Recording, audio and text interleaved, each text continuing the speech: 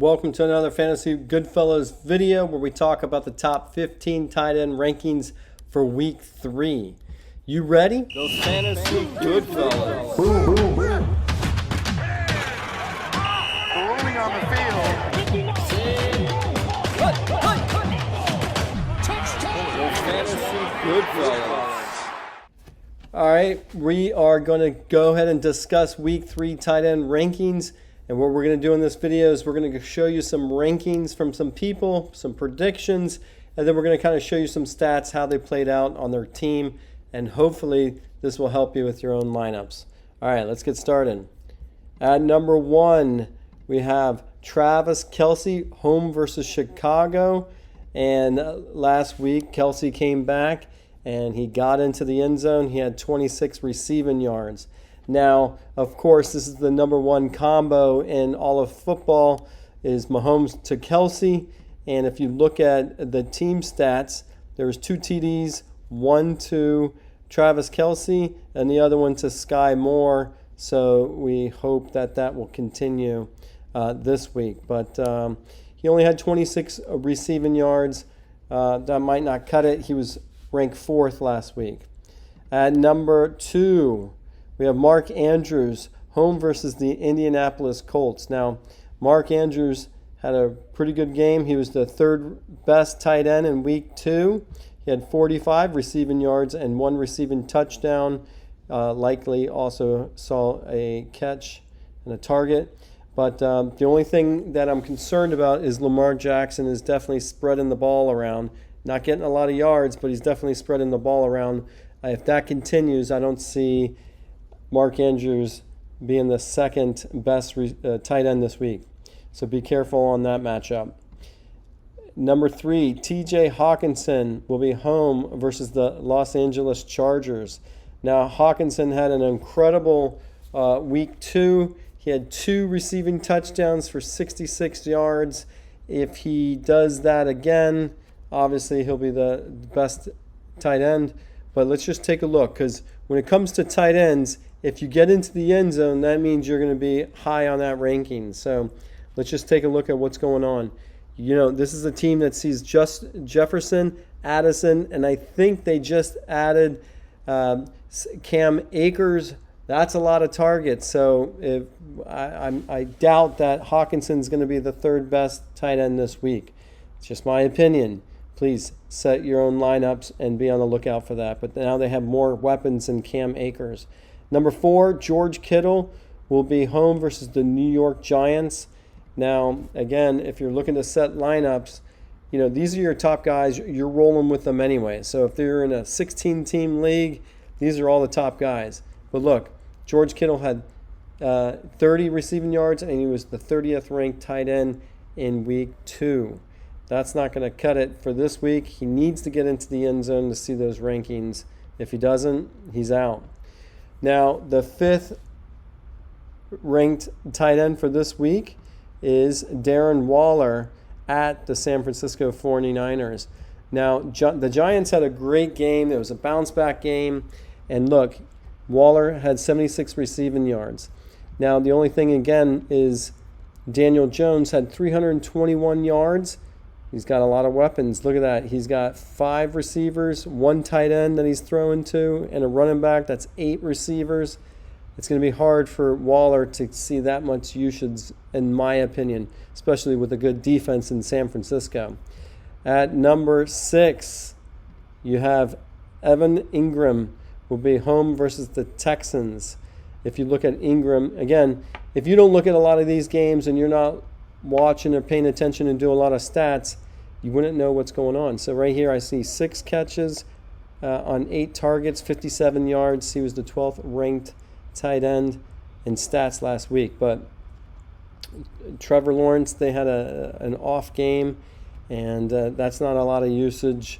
I don't know. If they have another poor game, Evan Ingram, can you count on him? Kind of that's the question that you go. At number 7, you have Dallas Goedert, and he'll be at the Tampa Bay Buccaneers.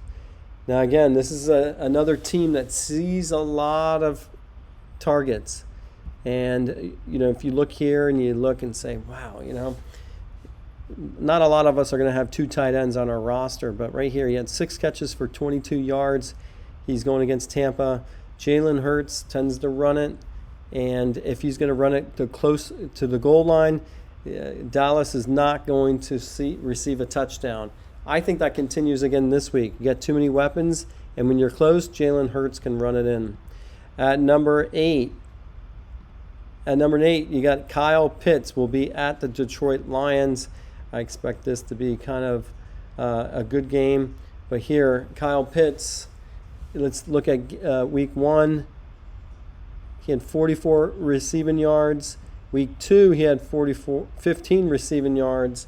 And he also has Jonnu Smith, who saw a little bit more action.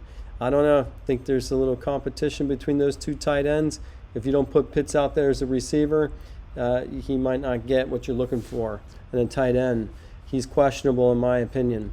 At number 9, Sam LaPorta versus the Atlanta Falcons.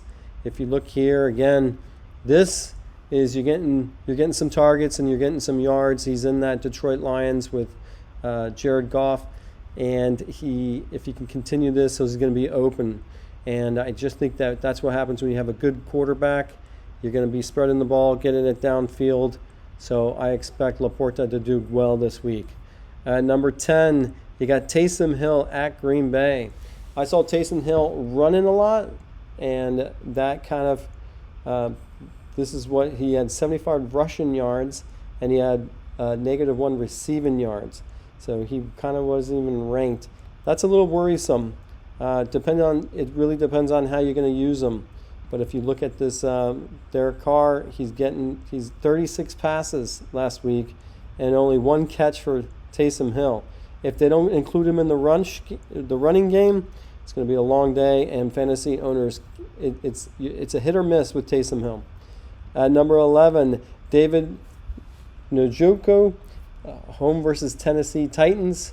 Now that Cleveland seems to be more of a running team, because if you look here, they only had 48 receiving yards. Maybe he was 50 receiving yards on your tight ends. But if you look at overall, 235, that's 1/5 of the receiving yardage that you can go to your tight ends. I think Watson really likes to throw it to his receivers. I just don't see David getting into the end zone either. They've been tough getting into the end zone. At number 12, Hunter Henry at the New York Jets. Jets shown that they can play some defense, and here in week 2, he was the second best receiver, tight end, and he had 52 receiving yards and 1 receiving touchdown. But they also have Mike Gesicki, and we know Gesicki from the Miami Dolphins, he can get into the end zone, he can get some yardage. So even though Hunter Henry had a good week too, there's too many weapons up there in New England. At number 13, you got Pat Freiermuth at the Las Vegas Raiders. And here, terrible week 2. And let's just see how he's doing on the season. Terrible. Oh, no. He got into the end zone in week 1, so that's why he was up there, ranked 6. So, again, I always like to say, for tight ends, it's all about getting into the end zone. If you get into the end zone, then you're going to be ranked high. So it's really who's going to get into the end zone. At number 14, Tyler Higbee. He'll be at the Cincinnati Bengals. And here he only had 12 receiving yards in week 2. In week 1, 49 receiving yards, and he was the 8th ranked tight end. So can you predict that? Let's go back and look at that matchup. He's going against Cincinnati. Cincinnati's struggled on offense. They're not winning games. They're going to be hungry. I don't know if we're going to see Tyler Higbee into this top 15. And at number 15, you got Dalton Schultz will be at the Jacksonville Jaguars. The Texans seem to be playing decent. Look here, you got Nico Collins was doing really well, and then you got the up-and-coming Tank Dell. And so the only problem with a young quarterback, you're supposed to rely on your tight ends, but he might be more focused on his running backs and his receivers. Schultz is a good tight end, so Not sure what we're going to expect there, but I expect Dalton to make the top 15. All right, that's going to do it here for the Fantasy Goodfellas. We're just going over some tight end rankings. Don't forget, you can always like and subscribe as we post more videos about rankings, and we try to give you some stats and graphs so you can kind of understand what you need to do to kind of set up your lineups. All right, thanks for watching, and we hope you have a good week 3.